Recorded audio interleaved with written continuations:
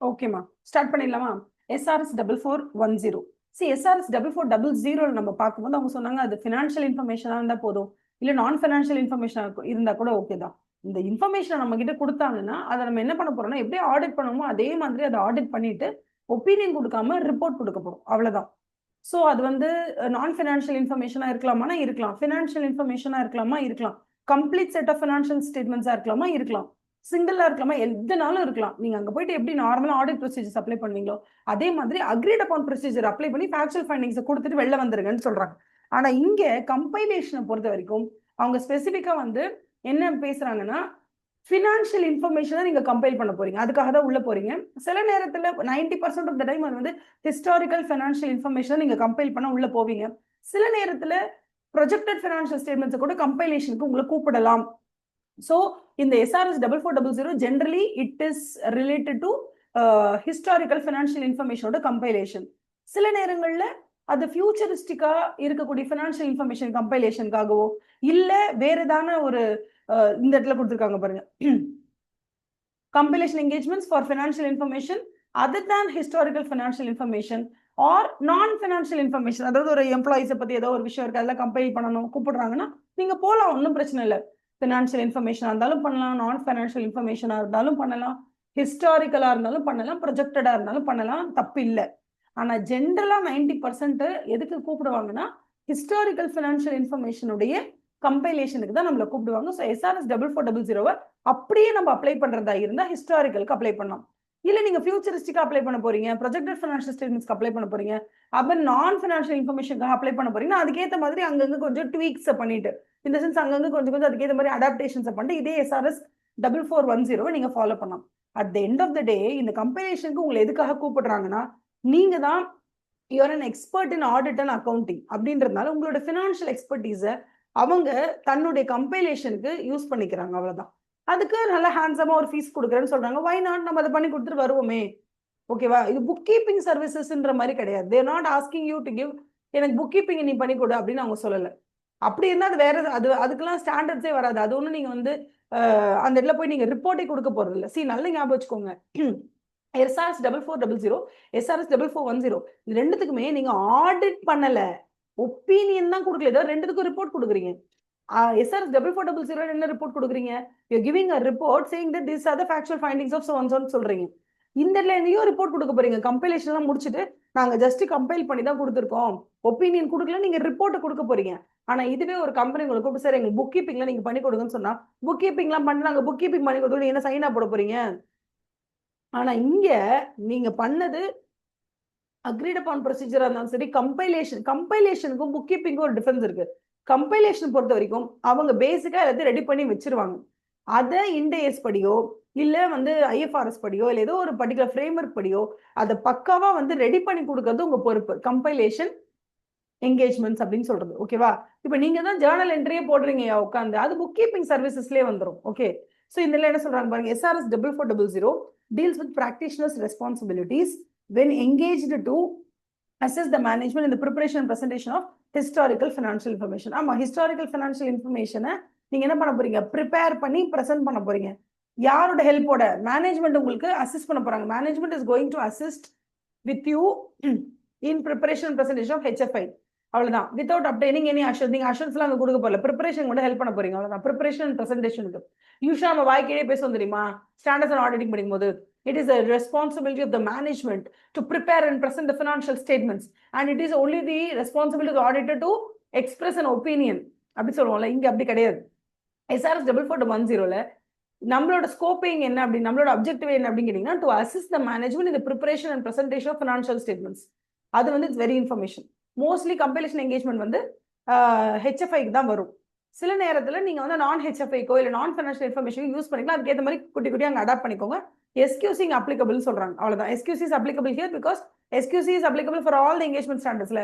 இது ஒரு engagement standards தானே, SRS is only an engagement standard தானே, அதனால இதுக்கும் அது உண்டு. So all the engagement standards on auditing is an engagement standard, standards on review engagements is an engagement standard, standards on assurance engagement is an engagement standard, அதுக்கு standards on related services is an engagement standard. எல்லாமே engagement standardsன்றதுனால SQC is applicable to this ன்னு சொல்றாங்க. அடுத்து compilation agreement, sorry compilation engagement என்னன்னு கேட்கறாங்க. Compilation engagement என்னது? Accounting and financial ரிப்போர்ட்டிங்னு ஒரு expertise இருக்கு. அவங்க வந்து என்ன சொல்றாங்க பாருங்க, அக்கௌண்டிங் அண்ட் ஃபைனான்ஷியல் எக்ஸ்பர்டீஸ்னு அவங்க சொல்லல. ஃபினான்ஸ்ல நம்ம எக்ஸ்பர்ட்டே கிடையாது. முதல்ல நல்லா தெரிஞ்சுக்கோங்க. Chartered accountant is not a finance expert. ஏன்னா நம்ம ஃபினான்ஷியல் ரிப்போர்ட்டிங்ல தான் எக்ஸ்பர்டீஸ். நம்ம ஃபினான்ஸ் வேற, ஃபினான்ஷியல் ரிப்போர்ட்டிங் வேற. ஃபினான்ஷியல் ரிப்போர்ட்டிங்னா என்னென்ன ஃபினான்ஸ் ரிலேட்டட் நடந்துச்சு அதை ரிப்போர்ட் பண்றீங்க, அவ்வளவுதான். ஃபினான்ஸ் எக்ஸ்பர்ட்னா யாரு தெரியுமா? கையில ஒரு 100 ரூபா கொடுத்தாங்கன்னா இது எங்க இன்வெஸ்ட் பண்ணா நிறைய ரிட்டர்ன்ஸ் வரும், எங்க இன்வெஸ்ட் பண்ணா அதிகம். இப்போ நீங்க ஃபினான்ஷியல் மேனேஜ்மெண்ட் படிக்கிறீங்கன்னா அந்த ஃபினான்ஷியல் மேனேஜ்மெண்ட் உங்களுக்கு சும்மா ஒரு 50 மார்க்குக்கு ஒரு பேப்பர்ல வருது. இல்ல ஏஎஃப்எம் படிக்கிறீங்கன்னா அது ஒரு 100 மார்க்குக்கு ஒரு பேப்பரா வருது.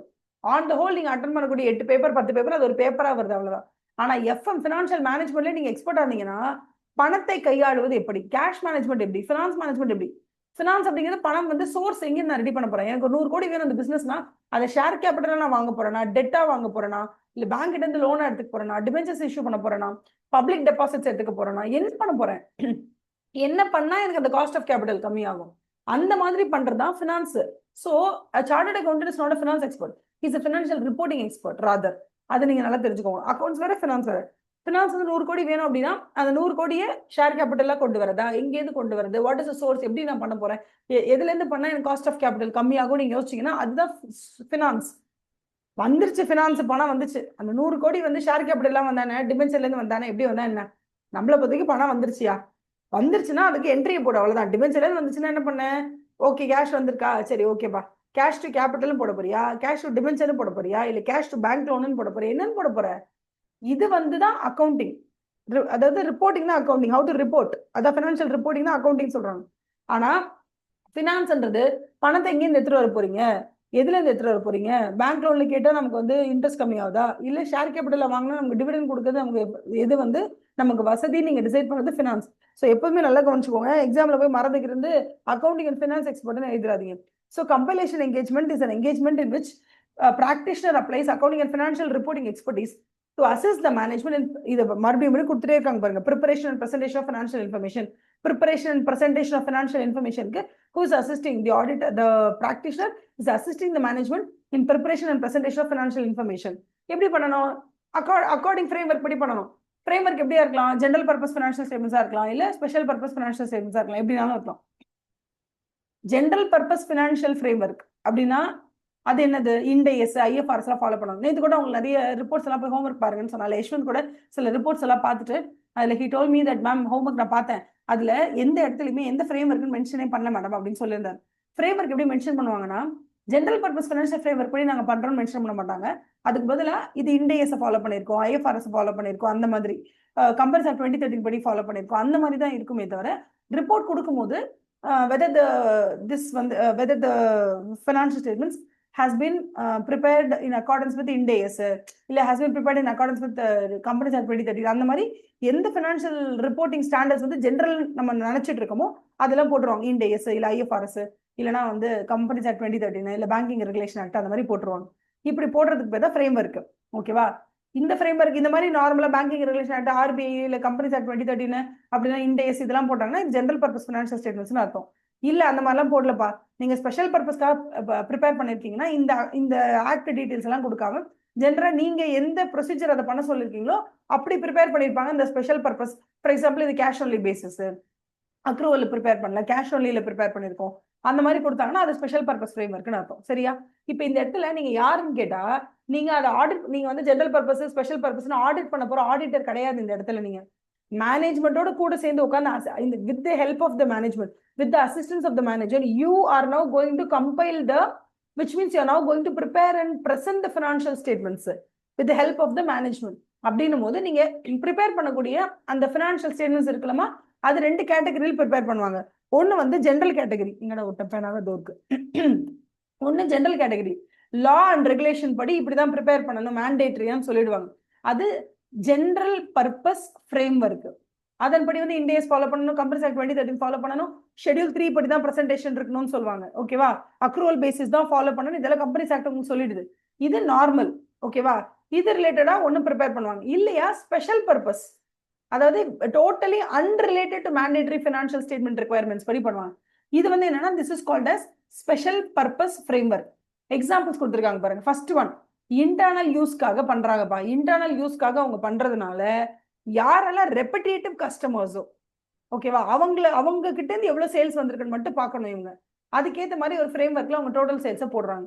அதே மாதிரி புது சேல்ஸ் எத்தனை பேர்கிட்ட இருந்து வந்திருக்கு அந்த மாதிரி தனித்தனியே பிரிச்சு ஏதோ பண்றாங்க. இன்டர்னல் யூஸ்க்காக பண்ணா தட் இஸ் ஒன் திங். ரெண்டாவது, பேங்க் வெளியில இருந்து எனக்கு லோன் கொடுக்குதியா, பேங்க் என்கிட்ட கேட்கறாங்க கேஷ் பேசிஸ்ல எனக்கு ஃபினான்ஷியல் ஸ்டேட்மெண்ட்ஸ் ப்ரிப்பேர் பண்ணி கொடுங்க, அதுக்காக நான் ப்ரிப்பேர் பண்றேன். So that is called funding பாடிக்காகவோ, அதுக்காக ஃபண்டிங் பாடி நமக்கு பணம் கொடுக்குறவங்க தான் ஃபண்டிங் பார்ட்டி. அந்த ஃபண்டிங் பாடி என்கிட்ட கேட்கறாங்க நீ கேஷ் பேசிஸ்ல ப்ரிப்பேர் பண்ணி கொடு, இல்ல ஏதோ ஒரு அக்ரீடு ஃபார்மேட்ல கான்ட்ராக்ட் பேசிஸ்ல என்கிட்ட கேட்கறாங்க ப்ரிப்பேர் பண்ணி கொடுன்னு கேட்கறாங்க. யார் கேட்பாங்க? பேங்க் வந்து மேனேஜ்மெண்ட் கிட்ட கேட்பாங்க. மேனேஜ்மெண்ட் வந்து என்ன கூப்பிட்டு கம்பைல் பண்ணி கொடுங்கன்னு கேட்பாங்க. அப்ப கம்பைலேஷனுக்கு போற நம்ம எந்த பர்பஸ்க்காக கம்பைல் பண்றோம்னு தெரிஞ்சுக்கோங்க. ஜென்ரல் பர்பஸ்க்காக கம்பைல் பண்றீங்கன்னா அது general purpose financial statements. Special பர்பஸ்க்காக இன்டர்னல் யூஸ்க்காக நீங்க பண்றீங்கன்னா மேனேஜ்மெண்ட் கேட்பாங்க இது இன்டர்னல் யூஸ்க்காக பண்றோம், அதனால இது கொஞ்சம் பண்ணி கொடுங்க, கம்பைல் பண்ணி கொடுங்க. அதே மாதிரி இந்த இடத்துல ஏதோ ஒரு ஃபண்டிங் பாடி நம்ம கிட்ட கேட்கலாம். ஓகேவா? சோ த ஃபினான்ஷியல் இன்ஃபர்மேஷன், இந்த இடத்துல ஃபினான்ஷியல் இன்ஃபர்மேஷன் பத்தி மட்டும் தான் அவங்க பேசுறாங்க, நான் ஃபினான்ஷியல் இன்ஃபர்மேஷன் பத்தி அவங்க பேசல. So the financial information that is the subject matter of the compilation engagement may be required for various purposes. ஒன்னு GPFS ஜெனரல் பர்பஸ்க்கு இருக்கலாம், இல்ல ஸ்பெஷல் பர்பஸ் வந்து இன்டர்னல் யூஸ்க்கு இருக்கலாம், இல்ல பேங்க் லோன் கேட்டிருப்பாங்க அதனால ஸ்பெஷல் பர்பஸ் ஃப்ரேம்வொர்க்ல இருக்கலாம். அப்படியும் இல்லையா, இப்ப ரீசெண்டா பாத்தீங்கன்னா நான் ரொம்ப நாளா இந்த எக்ஸாம்பிள் சொல்லிட்டு இருக்கேன், எனக்கு ரொம்ப ஹாப்பியா இருக்கும். என்ன தெரியுமா, எப்பயாவது வந்து ஒரு நியூஸையோ இல்லைன்னா ஏதோ ஒரு சின்ன டிட்பிட்ஸ் ஏதாவது நம்ம படிச்சிருவோம். ஏதாவது படிக்கும்போது மின்ட்ல ஏதாவது சப்ஸ்கிரிப்ஷன்ல நம்ம படிச்சு வச்சிருப்போம், ஏதோ ஒரு நியூஸ் எல்லாம் படிச்சு வச்சிருப்போம். அந்த மாதிரி வந்து குவாலிட்டி வால்ஸ் ஐஸ்கிரீம் வந்து விற்க போறாங்க. இது நான் கிட்டத்தட்ட ஒரு 1 இயர் முன்னாடி பசங்கிட்ட நான் பேசினேன். போன ஸ்ட்ராட்டஜிக் மேனேஜ்மெண்ட் கிளாஸ்ல நான் பேசினேன். குவாலிட்டி வால்ஸ் ஐஸ்கிரீம் வந்து ஹிந்து மிஷன்ன்ற பாருங்க பேர் ஹிந்துஸ்தான் யூனிலிவர் லிமிடெட் விற்க போறாங்க. ஏன்னா அந்த குவாலிட்டி வால்ஸ் வந்து அவங்களோட போர்ட்ஃபோலியோக்கு ஏற்ற மாதிரியே இல்ல, விற்க போறதா சொல்லிட்டு இருக்காங்கன்னு சொல்ல ரீசெண்டா அதை வித்துட்டாங்க. அதுக்கான கான்ட்ராக்ட்லாம் சைன் ஆயிருக்கு. அப்ப எனக்கு என்ன ஆகும்னா, நம்ம எப்பயோ ஒரு 1 இயருக்கு முன்னாடி படிச்ச விஷயம் அது அப்படியே கொஞ்சம் கொஞ்சமா ப்ரொசீஜர் நடந்து முடியும் போது அது ஒரு ஜாலியா இருக்கும். அதே மாதிரி ஜெப்டோ நான் சொன்னேன் பசங்களுக்கு கிளாஸ்ல. ஏன்னா ஜெப்டோ வந்து ஃபர்ஸ்ட் வந்து குர்கான்ல தான் வந்து குருகிராம் சொல்லுவாங்கல்ல, ஸோ குர்கான் அங்கதான் ஃபர்ஸ்ட் லான்ச் பண்றாங்க. அது ஸ்டார்ட் அப் கம்பெனி. எடுத்தோட இந்தியா ஃபுல்லா அவங்களால பரவவே முடியல. முதல்ல இந்தியாவில் 10 மினிட்ஸ்ல டெலிவரி பண்றோம் கிராசரிஸ்ன்ற கான்செப்ட் கொண்டு வந்ததே ஜெப்டோ தான். அதை நான் எப்போ சொன்னேன்னா 2019 சொன்னேன், கோவிட்க்கு முன்னாடியே. நான் வந்து அப்போ எங்க கிளாஸ் எடுத்துட்டு இருந்தேன், எந்த கிளாஸ்ல சொன்னேன், தருண்ரா சாரோட பேனர்ல இன்சைட் காமர்ஸ்னு ஒரு கிளாஸ் இருந்தது. அப்ப வந்து நான் வந்து அங்க எஸ்எம் எடுத்துட்டு இருந்தேன் இன்டர்மீடியேட். ஓகே, இப்போ தருண்ஸ் பிரெயினரின்னு இருக்கு சாரோட கிளாஸ். அங்க நான் ஃப்ரீலான்ஸ் பண்ணிட்டு இருந்தப்ப அங்க ஸ்ட்ராட்டஜிக் மேனேஜ்மெண்ட் கிளாஸ் எடுத்துட்டு இருந்தேன். அங்க நான் சொன்ன பசங்க கிட்ட ஜெப்டோன்னு ஒன்று இருக்கு, இன்னும் சென்னைக்குலாம் வரல, இன்னும் தமிழ்நாட்டுக்குலாம் வரல, இப்பதான் ஸ்டார்ட் பண்ணிருக்காங்க, அது ஒரு ஸ்டார்ட் அப் கம்பெனி குர்கான்ல இருக்கு, அது வந்து 10 மினிட்ஸ்ல டெலிவரி பண்ண உங்களுக்கு தெரியுமா அப்படின்னு சொல்லி நாங்க அங்க கிளாஸ்ல பேசணும். அப்புறம் வந்து ஒரு 6 மாசம் 1 வருஷம் கழிச்சு எனக்கு தெரிஞ்சு கோவிட்க்கு முன்னாடியே இல்லை இம்மீடியட்லி ஆஃப்டர் கோவிட் அந்த 2021 நினைக்கிறேன், கரெக்ட், கோவிட்க்கு அப்புறம் 2021 அந்த மாதிரி அந்த ஏர்லி டைம்ஸ்ல இருக்கும். அப்ப நான் வந்து கிளாஸ்ல பேசியிருக்கேன். அப்ப எனக்கு அது 2024 2023 வந்து ஜெப்டோ நம்ம சென்னைக்கு வந்துச்சு. எங்க பார்த்தாலும் பர்பிள் கலர்ல இருக்கு. அப்ப அந்த பேட்ச் அட்டெண்ட் பண்ண ஸ்டூடெண்ட்ஸ் எல்லாம் மெசேஜ் பண்ணாங்க, மேம் ஜெப்டோ வந்து சென்னைக்கு அப்படின்னு. அந்த மாதிரி எந்த ஒரு விஷயமா இருந்தாலும் அதை ஃபர்ஸ்டே நம்ம வந்து படிச்சுட்டு அந்த நியூஸ் வந்து நம்ம கண்ணு முன்னாடி பர்பிள் கலர் ஷர்ட்ஸா சுத்தும் போது செம்மையா இருக்கும். அதே மாதிரி ஜெப்டோ தான் முதல்ல அந்த 10 மினிட்ஸ் கான்செப்டே கொண்டு வந்தாங்க. கொண்டு வந்ததை பார்த்துட்டு ஆல்ரெடி ஸ்விக்கி வந்து இன்ஸ்டாமார்ட் லான்ச் பண்றாங்க, அவன் வந்து பிளிங்கிட்ட லான்ச் பண்றான். யார் இது, ஸ்விக்கிக்கு அப்படியே ஆப்போசிட் ஜொமேட்டோ வந்து பிளிங்கிட்ட லான்ச் பண்றான். அப்புறம் பிக் பாஸ்கெட் வந்துச்சு டாட்டால இருந்து. இவங்க எல்லாரும் 10 மினிட்ஸ் கான்செப்ட் இன்ட்ரோடியூஸ் பண்றதுக்கு முன்னாடி முதல்ல இன்ட்ரோடியூஸ் பண்ணது அந்த கான்செப்ட் கொண்டு வந்தது ஜெப்டோ குர்கான்ல. அதை வந்து இவங்க என்ன பண்ணிட்டாங்கன்னா கரெக்டா காப்பி பண்ணிட்டாங்க. என்னன்னா இப்ப ஜெப்டோவை விட பிக் பாஸ்கெட்டும், ஜெப்டோவை விட இன்ஸ்டாமார்ட்டும், ஜெப்டோவை விட அதிகமா பிளிங்கிட்டும் நம்ம எல்லாம் யூஸ் பண்றதுக்கு காரணம் என்னன்னா ஆல்ரெடி இதெல்லாம் பரவிடுச்சு எல்லாருக்கும். அவங்க அந்த 10 மினிட்ஸ் கான்செப்ட் இருக்கும். ஏன்னா ஸ்விக்கி மூலியமா Swiggy has already reach the people, they already have a network. So with the help of Swiggy boys, Instamart within 10 minutes was easy to deal with. ஆனா ஜெப்டோ சென்னைக்கு வந்து அதே 10 மினிட்ஸ்ல டெலிவரி பண்ணணும்னா they have a lot of infrastructure to makeல அந்த மாதிரி. So அந்த மாதிரி வந்து எனக்கு நம்ம அந்த நியூஸா படிச்சு அந்த நியூஸ் நம்மளோட ஊருக்கு வந்து ஒரு இன்ஸ்டிடியூஷனா வந்து அந்த உலாவும் போது இருக்கிற ஹாப்பினஸே தனிதான். இது ஆக்சுவலி எதுக்கு சொல்ல வந்தேன்னா இங்க இருக்கு பாருங்களேன், ஃபார் டிரான்சாக்ஷனல் பர்பஸஸ்க்காக கூட நம்மள சம்டைம்ஸ் கம்பைல் பண்ண சொல்லுவாங்க. எதுக்காகனா merger and acquisition. For example இப்போ ரீசெண்டா வந்து HUL என்ன பண்ணிருக்காங்கன்னா குவாலிட்டி வால்ஸ் ஐஸ்கிரீமை வித்துட்டாங்க, வெளியில விற்க போறோம்னு சைன்லாம் பண்ணிட்டாங்க அக்ரிமெண்ட். எங்களுக்கு தேவையில்ல, குவாலிட்டி வால்ஸ் வந்து எங்களோட போர்ட்ஃபோலியோட செட் ஆக மாட்டேங்குது. யோசிச்சு பாருங்களேன், ஹிந்துஸ்தான் யூனிலிவர் லிமிடெட்ல ஃப்ரீஸ் பண்ணி விற்க வேண்டிய ஐட்டம்ஸ் எதுவுமே கிடையாது அவனுக்கு. குவாலிட்டி வால்ஸ் விட்டா வேற எதுவுமே கிடையவே கிடையாது அவனுக்கு எல்லாமே ஷெல்ஃப் லைஃப் வந்து 6 months 7 months இருக்கும், சூப்பரா இருக்கும். அப்ப அவன் என்ன பண்ணுவானா, அவன் தனியா வந்து இந்த மாதிரி கோல்டு செயின் ஃபெசிலிட்டி அவன் வச்சுக்கணும் அவசியமே இல்லை. இந்த குவாலிட்டி வால்ஸ் ஒன்று மட்டும் தான் அவனுக்கு கோல்டு செயின்ல இருக்கு. இதுக்காக அவன் தனியா எல்லாத்தையும் மெயின்டைன் பண்ண வேண்டியதா இருக்கு. அதுக்கு அவன் காஸ்ட் எஃபிஷியன்டா இருக்காது. அவன் ரொம்ப நாளா சொல்லிட்டு இருக்கான் விற்க போறேன். ஆனா அப்பெல்லாம் வந்து ஒரு ரூமரா தான் இருந்துச்சு, விக்கல.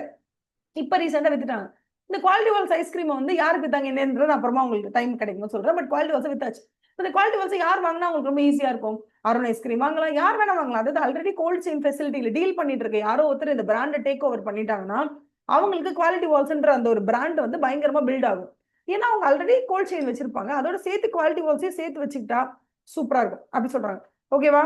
அந்த மாதிரி ஒருவேளை இப்ப குவாலிட்டி வால்ஸ் விக்கிறீங்கல்ல, குவாலிட்டி வால்ஸ் விற்க போறீங்க, அப்ப ஏதாவது கம்பெனிஷன் என்கேஜ்மெண்ட்டுக்கு கூப்பிட்டுருப்பாங்க உங்களை. இந்த மாதிரி நாங்க குவாலிட்டி வால்ஸ் விற்க போறோம், குவாலிட்டி வால்ஸ் வாங்க போது இந்த பர்டிகுலர் கம்பெனி. அந்த கம்பெனி கிட்ட என்ன கேட்கறாங்கன்னா ஸ்பெஷல் பர்பஸா இந்த குவாலிட்டி வால்ஸ் ரிலேட்டடா இருக்கக்கூடிய இன்ஃபர்மேஷன்லாம் கம்பைல் பண்ணி கேட்கறாங்க. நீங்க வந்து can you do this for அஸ்ன்னு சொல்லி கூட கேட்கலாம். அப்ப ஒரு மர்ஜர் அண்ட் அக்விசிஷன் நடக்குதுன்னா அது ரிலேட்டடா உங்ககிட்ட வந்து கம்பெலேஷன் என்கேஜ்மெண்ட்டுக்கு அவங்க வரலாம். இல்லையா பேங்க்ல இருந்து லோன் எடுக்கிறாங்க, ஃபண்டிங்காக யாரோ வந்து உங்களுக்கு காசு கொடுக்குறாங்க, அதுக்காக கேஷ் பேசிஸ்ல கேட்கறாங்கன்னா அதுக்கேற்ற மாதிரி ஸ்பெஷல் பர்பஸ் பண்ணலாம். ஸோ இது மூணுமே ஸ்பெஷல் பர்பஸ். அதை தான் அவங்க வந்து அப்படியே நம்ம அப்படியே சொல்றாங்க. இது மூணுமே ஸ்பெஷல் பர்பஸ், இது வந்து ஜெனரல் பர்பஸ். ஓகேவா?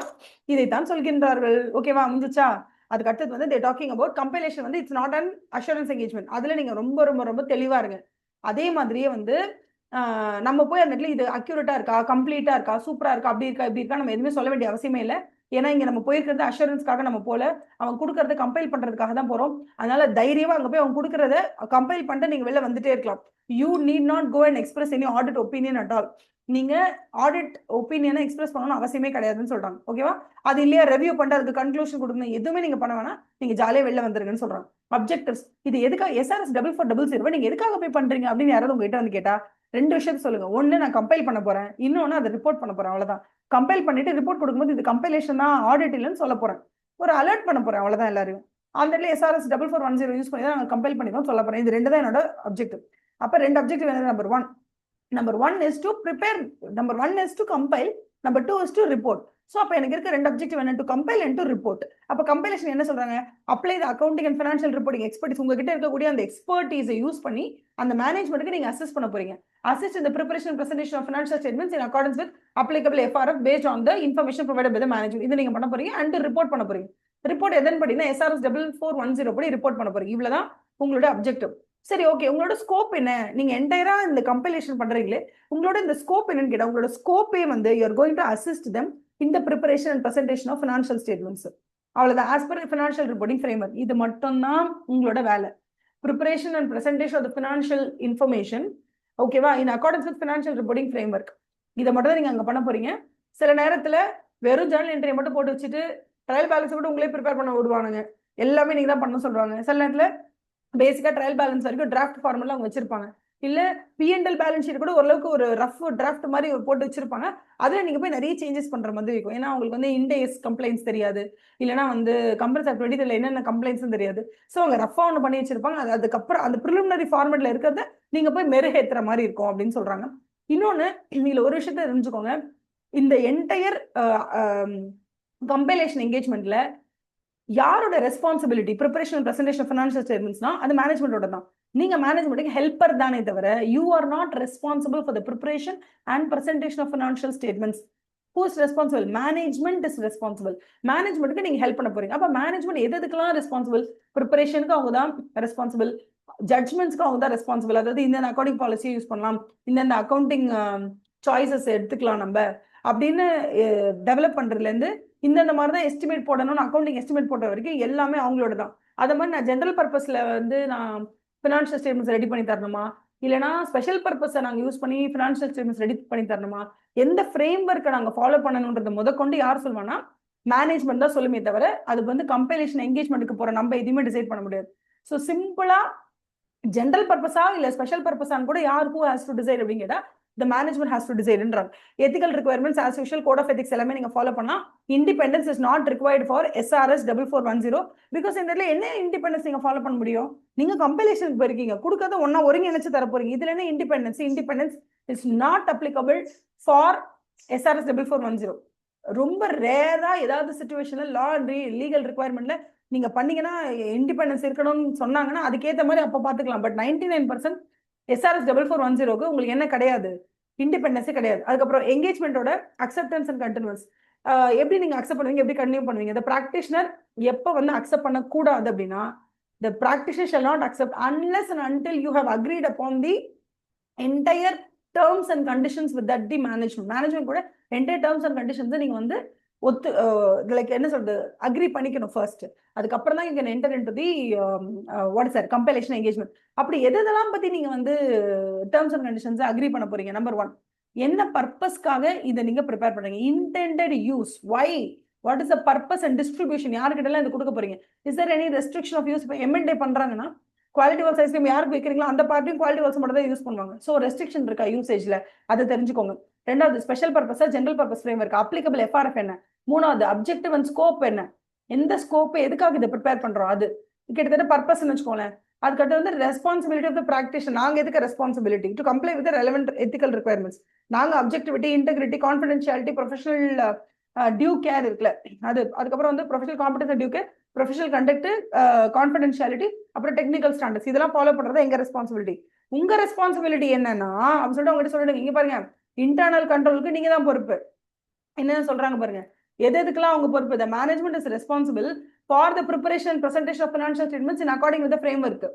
இன்டெண்டட் யூஸ், அதுக்கப்புறம் வந்து யாருக்கெல்லாம் சர்க்குலேட் பண்ணலாம், இது எல்லாமே அவங்க தான் பொறுப்பு எடுத்துக்கணும். அடுத்தது இன்டர்னல் கண்ட்ரோல மெயின்டைன் பண்ண வேண்டிய பொறுப்பு, என்டையர் ஃபினான்ஷியல் ஸ்டேட்மெண்ட்ஸை ஃப்ரீ ஃப்ரம் மெட்டீரியல் மிஸ்டேட்மெண்ட்டா ப்ரிப்பேர் பண்ண வேண்டிய பொறுப்பு அவங்களோடது. Design, implementation, maintenance, monitoring of the internal control அவங்க பொறுப்பு. அதுக்கப்புறம் ஏன்னா அந்த அளவுக்கு இன்டர்னல் கண்ட்ரோல் ப்ராப்பரா இருந்தாதான் it will enable the preparation of financial statements which is free from material misstatement. அதனால இன்டர்னல் கண்ட்ரோலுக்கு அவங்க தான் பொறுப்பு.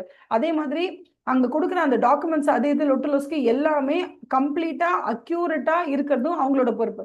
அதுக்கப்புறம் அங்க அக்கௌண்டிங்ல ப்ரொஃபஷனல் ஜட்மெண்ட்ஸ், அதுக்கப்புறம் accounting choices and policy making, என்னென்ன பாலிசிஸ் எடுத்துக்கலாம், அதுக்கப்புறம் அக்கௌண்டிங் எஸ்டிமேட்ஸ் போடுறது, இதெல்லாம் அவங்களோட பொறுப்பு தான். So judgments needed in preparation and presentation of financial statements, including those for which practitioner provides assistance. Practitioner சொல்லலாம் இதை எடுங்க, இதை யூஸ் பண்ணிக்கோங்க, அதை யூஸ் பண்ணிக்கோங்க, பட் ஃபைனல் டெசிஷன் அவங்களோட தான் அப்படின்னு சொல்றாங்க. ஓகேவா?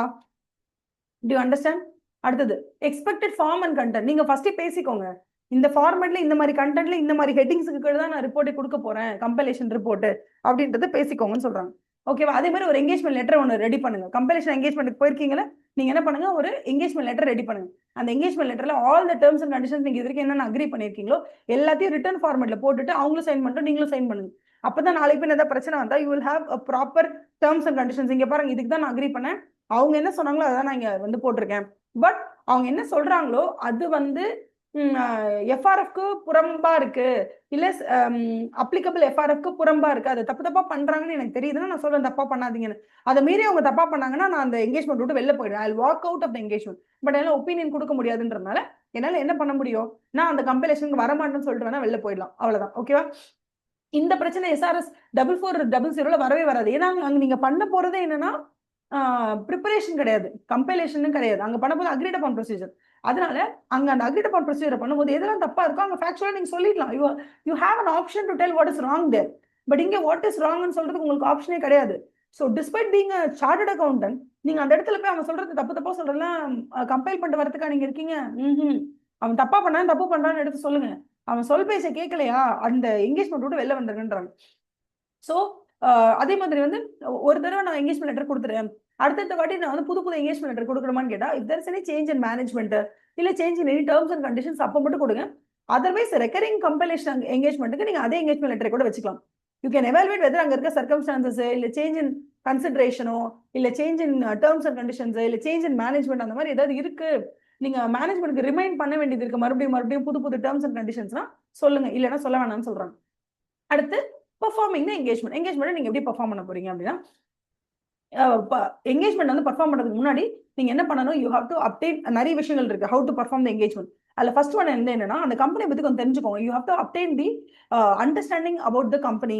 எப்படின்னா அந்த என்டிட்டி பிசினஸ் பத்தி தெரிஞ்சுக்கோங்க, அவங்க எந்த இண்டஸ்ட்ரியில இருக்காங்க, அவங்களுக்கு எந்த அக்கௌண்டிங் பாலிசி எல்லாம் மோர் அக்யூரேட்டா இருக்கும், அவங்க எந்தெந்த மாதிரி ஃபாலோ பண்ணா மோர் கிளியர் பிரசன்டேஷன் இருக்கும் அப்படின்றத தெரிஞ்சுக்கோங்க. அவங்க கிட்ட அக்கௌண்டிங் சிஸ்டம் என்ன, அவங்க என்ன மாதிரி அக்கௌண்டிங் ரெக்கார்ட்ஸ் மெயின்டைன் பண்றாங்க, அப்புறம் அவங்களுக்கு அப்ளிகபிள் எஃப்ஆர்எஃப் என்னது. அப்போ ஒரு பேங்கிங் கம்பெனிக்கு நீங்க போறீங்கன்னா அவங்களுக்கு அப்ளிகபிள் எஃப்ஆர்எஃப்ன்றது வந்து கம்பெனிஸ் ஆக்ட் 2013 இல்ல பேங்கிங் ரெகுலேஷன் ஆக்ட் இல்ல ஆர்பிஐயோட எது அவங்களுக்கு அப்ளிகபிள் எஃப்ஆர்எஃப்ன்றது தெரிஞ்சுக்கோங்க. அதுக்கப்புறமா என்ன பண்ணணும், அதுக்கப்புறம் தான் பிராக்டிஷன் என்ன பண்ணணும், compile the financial information using the basic அவங்க கொடுக்குற அந்த records, documents, explanation, other information, அவங்க எடுத்த ஜட்ஜ்மெண்ட்ஸ், அதெல்லாம் மேனேஜ்மெண்ட் ப்ரொவைட் பண்ணுவாங்க. அதை வச்சு நீங்க என்ன பண்ணுங்க, you have to compile the financial information. அதுக்கப்புறமா நீங்க என்ன பண்ணணும் அப்படின்னா, சில இடத்துல இந்த ஜட்மெண்ட் சரியில்லை, இதை மாத்திக்கோங்க, இது இப்படி பண்ணாதீங்க, இந்த அக்கௌண்டிங் பாலிசியை சூஸ் பண்ணாதீங்க, இந்த மாதிரி அக்கௌண்டிங் எஸ்டிமேட்டை பண்ணாதீங்கன்னு சில டிஸ்கஷன்ஸ் பண்ண வேண்டியது இருக்கும். அதை வந்து ஹூ கேன் டூ அப்படின்னு கேட்டால், அந்த ப்ராக்டிஷனர் வந்து he will go and discuss it with the management or TCWG as appropriate. Those significant judgments for which practitioner has provided assistance in the course of compiling the financial information. So இந்த judgements தான் நீங்க பண்ணணும், இந்த மாதிரி இதை எடுத்து நடத்துங்கன்னு சொல்லி guidance எல்லாத்தையும் நம்ம போய் சொல்லுவோம். அதே மாதிரி நீங்க அந்த கம்பெலிஷன் என்கேஜ்மெண்ட்டை கம்ப்ளீட்டா முடிச்சு ரிப்போர்ட் பண்றதுக்கு முன்னாடி நீங்க என்ன பண்ணணும்னா, you have to read the compiled financial information in the light of practitioners understanding of the entity's business and operations and of the applicable FRF. ஒரு தடவைக்கு 10 தடவை ரிப்போர்ட்ல சைன் பண்றதுக்கு முன்னாடி, கம்பைலேஷன் என்கேஜ்மெண்ட்ல எல்லாத்தையும் முடிச்சுட்டு ரிப்போர்ட் கொடுப்பீங்களா, அதை சைன் பண்றதுக்கு முன்னாடி ஒரு தடவையாவது you have to read the entire compiled information with your proper understanding. ஃபைனலா அதை ரிப்போர்ட் பண்றதுக்கு முன்னாடி அதுதான் மிஸ்டேக்ஸ் இருக்கான்னு பாத்துக்கோங்க. சப்போஸ் ஒருவேளை கம்பைலேஷன் அக்ரிமெண்ட்டுக்கு அவங்க கொடுத்த அந்த விஷயங்கள், நமக்கு கொடுத்த விஷயங்கள் இன்கம்ப்ளீட்டா இருக்கு, இன்அக்யூரேட்டா இருக்கு, அன்சாட்டிஸ்பாக்டரியா இருக்கு, உங்களுக்கு செட் ஆகலன்னு உங்களுக்கு ஃபீல் ஆச்சுன்னா, அந்த நேரத்துல நீங்க அவங்க கிட்ட சொல்லி இதெல்லாம் சரி பண்ணிக்கோங்க, இதெல்லாம் தப்பு, இந்த இங்க பாருங்க இது இன்அக்யூரேட்டா இருக்கு, இது பாருங்க இந்த இடத்துல மிஸ்டேட்மெண்ட்ஸ் நிறைய இருக்கு, இது பாருங்க இங்க மிஸ்டேக்ஸ் நிறைய இருக்குன்னு அவங்களுக்கு சரி பண்ணிக்க சொல்லுங்க. ஓகேவா? ஒருவேளை அவங்க சரி பண்ணிக்கல, நான் பண்ண மாட்டேன், நான் இப்படிதான் ஏன் பண்ணுவேன், உன்னால முடிஞ்ச ஆடிட், உன்னால முடிஞ்ச கம்பைல் பண்ணி கொடு, இல்லை நான் வேற ஆளை பார்த்துக்குன்னு சொன்னா நீங்க வெளில வந்துருங்க. ஓகேவா? கரெக்ட் பண்ணிக்க மாட்டேன்னு சொன்னோம். அதே மாதிரியே if the practitioner is unable to complete engagement, ஏன்னா கம்பைலேஷனுக்கு வாங்கணும் நம்மள கூப்பிடுறாங்க, கம்பைலேஷனுக்கு வர சொல்லிட்டு நம்ம அங்க போயிட்டு ஓகே நீங்க ஜார்னல் என்ட்ரி எடுத்துருவாங்க, இல்ல எடுத்துருவாங்க, லெட்ஜர் புக் எடுத்துருவாங்க, இல்லைன்னா வந்து அந்த பென்ட்ரைவ் கொடுங்க, அதுல இருக்க எல்லா டாக்குமெண்ட்ஸையும் கொடுங்க, சப்போர்ட்டிங் டாக்குமெண்ட்ஸ் கொடுங்க, நான் வச்சு எல்லாத்தையும் வந்து ஒரு தடவை எல்லாம் கம்பைல் பண்ணணும் அப்படின்னு நான் கேட்கும் போது அவங்க எனக்கு ப்ராப்பரா சப்போர்ட் பண்ணணும் போது நான் என்ன பண்றது, என்னால கம்பைல் பண்ண முடியாது. அப்ப நீங்க என்ன பண்ணுங்க, வித்ட்ரா ஃப்ரம் த என்கேஜ்மெண்ட்னு சொல்லுங்க. பட் உங்களை யார் அப்பாயிண்ட் பண்ணாங்களோ அவங்க கிட்ட சொல்லிட்டு வித்ட்ரா பண்ணிடுங்க. If the practitioner becomes aware, that is போதுமான அளவுக்கு அப்ளிகபிள் ஃபினான்ஷியல் ரிப்போர்ட்டிங் ஃப்ரேம் ஒர்க்கை அவங்க ஃபாலோ பண்ணல, அதே மாதிரி வந்து சில மெட்டீரியலி மிஸ்டேட்டட் இருக்கு, அந்த மெட்டீரியல் மிஸ்டேட்மெண்ட்ஸ் நீங்க அமெண்ட் பண்ண சொல்றீங்க, அவன் அமெண்ட் பண்ணிக்க மாட்டேங்கிறான், அதே மாதிரி அந்த கம்பைல்டு இன்ஃபர்மேஷன் மிஸ்லீடிங்கா இருக்கு அப்படின்னும் போது தயவு செய்து இதெல்லாம் சரி பண்ணிக்கோங்க நீங்க மேனேஜ்மெண்ட் கிட்ட சொல்வீங்க. மேனேஜ்மெண்ட் அக்செப்ட் பண்ணல, நான் இப்படி தாண்டா பண்ணுவேன், உனக்கு என்னடா வந்துச்சு அப்படின்னு நம்மள வந்து செம்மையா கடுப்பேத்தினாங்கன்னா அதுல இருந்து வித்ட்ரா பண்ணிடுங்க. Suppose mostly 90% withdrawal possible, suppose withdrawal not possible அப்படின்னா பிராக்டிஷனர்ஸ் ஷால் டிட்டர்மைன் வேற என்ன ப்ரொஃபஷனல் லீகல் ரெஸ்பான்சிபிலிட்டிஸ் இருக்கு, அவர் என்ன மாதிரி ரிப்போர்ட் கொடுக்கணும், இந்த மாதிரி எனக்கு கம்பைலேஷன் கூப்பிட்டாங்க பட் உள்ள அவ்வளவு மிஸ்டேட்மெண்ட்ஸ் இருக்குன்றது நீங்க யாருக்கு தெரியப்படுத்தணும், ஆஸ் பர் லா தெரியப்படுத்திடுங்க. அதே மாதிரி the practitioner shall obtain an acknowledgement from management or TCWG as appropriate that they have taken. ஃபைனலா அவங்க ஒரு வெர்ஷனுக்கு வந்திருப்பாங்கல்ல, நம்ம சொல்ற இவ்வளவு மிஸ்டேக்ஸ் இருக்கு, மிஸ்டேட்மெண்ட்ஸ் இருக்கு, இது மிஸ்லீடிங்கா இருக்கு, இன்அக்யூரேட்டா இருக்கு, சரியில்லை அப்படின்னு சொல்லி இந்த 3 ஹெட்டிங்க சொல்றீங்க. அப்ளிகபிள் எஃப்ஆர்எஃப் படி இல்ல அது ஒண்ணு சொல்றீங்க, ரெண்டாவது மெட்டீரியலி மிஸ்டேட்டட்னு சொல்றீங்க, மிஸ்லீடிங்னு சொல்றீங்க. எது இருந்தாலும் பரவாயில்ல நான் இப்படிதான் வருவேன்னு சொல்லிட்டு ஃபைனலா ஒரு வெர்ஷன் அவன் சூஸ் பண்றாங்க, அந்த ஃபைனல் வெர்ஷனுக்கு அவன் தான் ரெஸ்பான்சிபிள், அவன்கிட்ட ரிட்டர்ன் ரெப்ரசன்டேஷன் வாங்கி வச்சுக்கோங்க, அது என்னைக்கு இருந்தாலும் உங்களுக்கு ரொம்ப நல்லது அப்படின்னு சொல்றாங்க.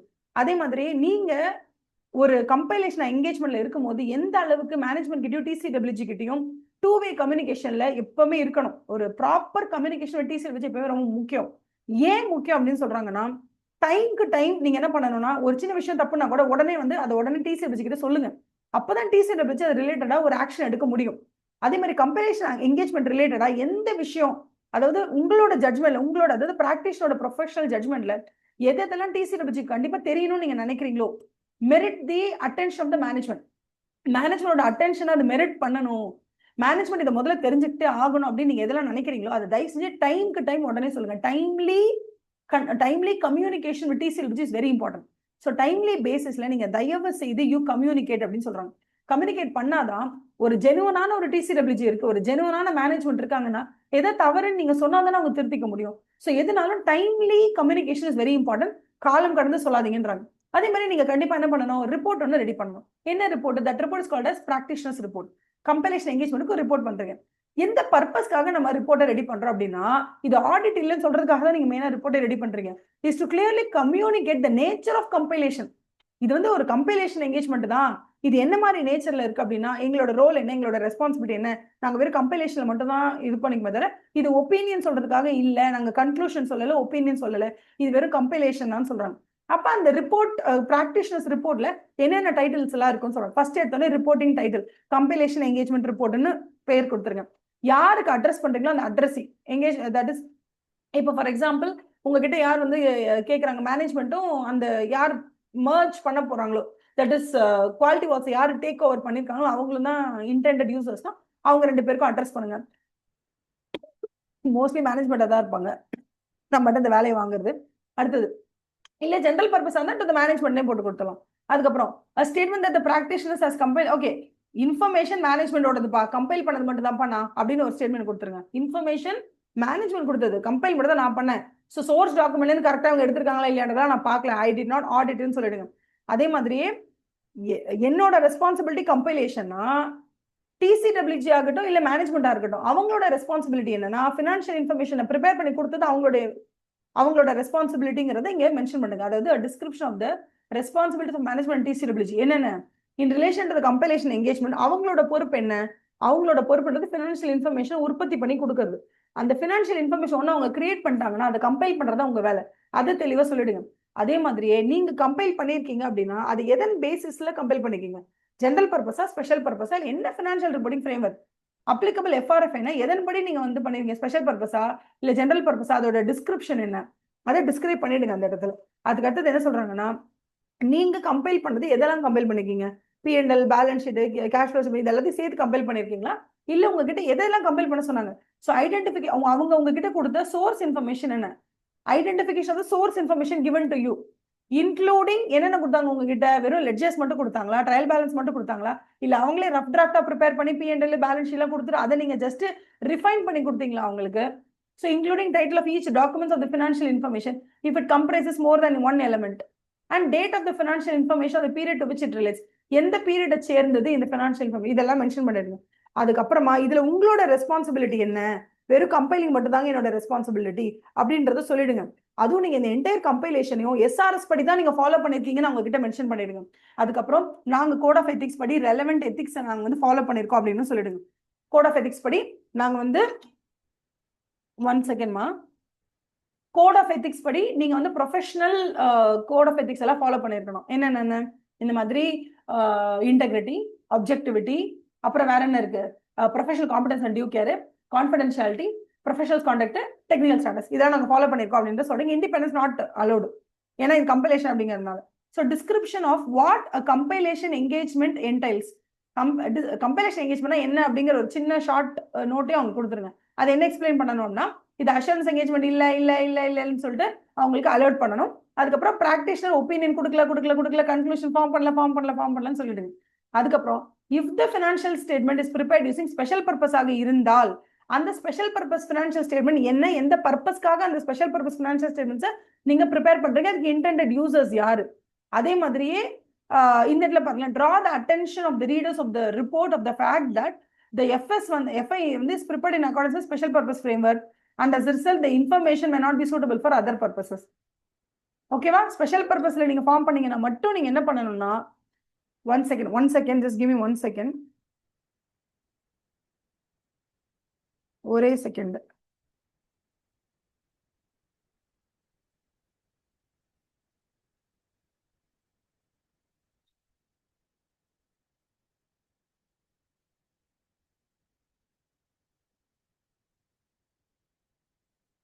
ஓகேவா, thank you for waiting.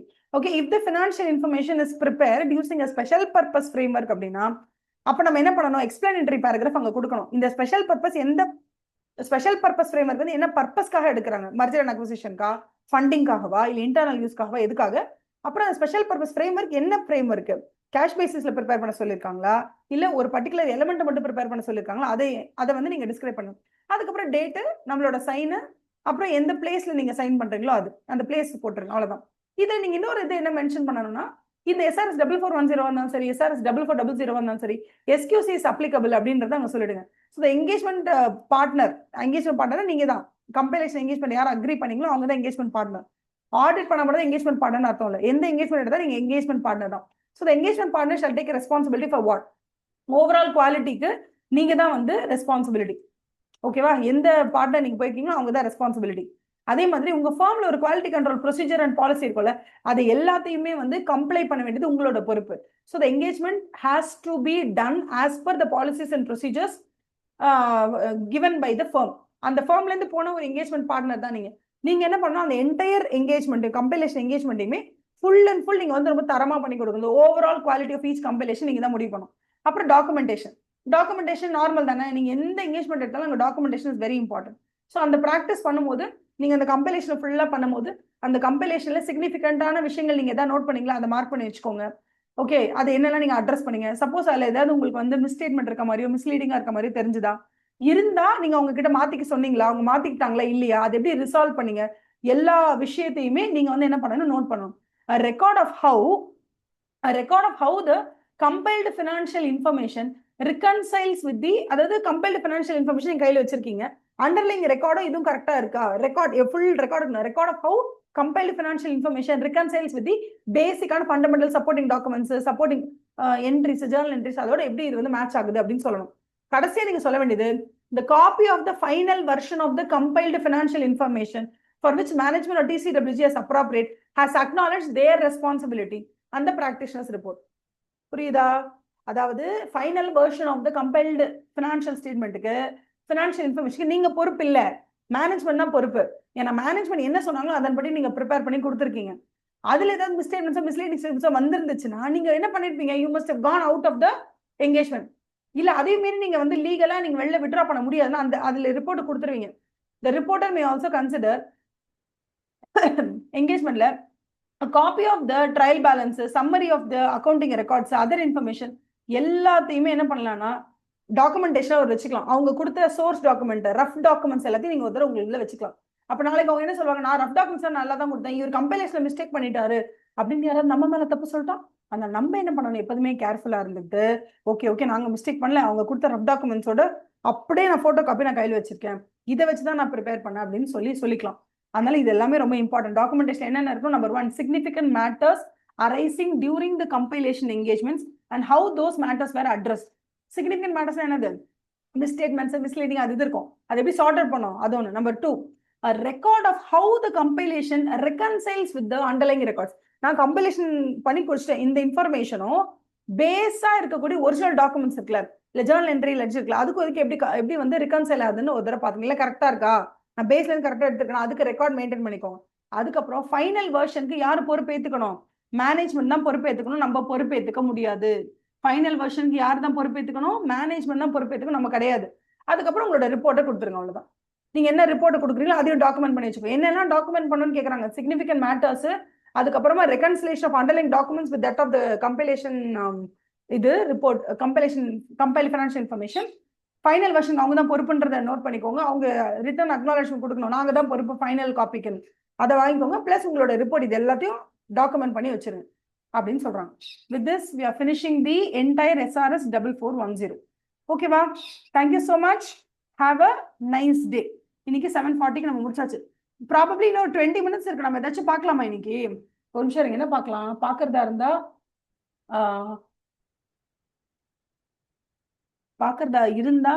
Public sector undertaking இருக்குல்ல, அதோட ஆடிட் தான் பார்க்கணும். சரி, ஓகே, 7:40 தானே, நீங்க என்ன பண்ணுங்க, ஒரு 2-3 minutes பிரேக் எடுத்துக்கோங்க. நான் பிஎஸ்சி ஆடிட்டோட பேசிக்ஸே நீங்க கவர் பண்ணிடுறேன். நாளைக்கு அது ஒரு ஃபுல் கவரேஜ் பார்க்கலாம். ஏன்னா 20 minutes கிடைக்கலாம், பெரிய விஷயம். நான் 7:50 கிட்ட ஆயிருக்கும்னு நினைச்சேன், sorry. Okay, will finish this. So next வந்து பிஎஸ்சி ஆடிட் பார்க்கலாம். ஓகே.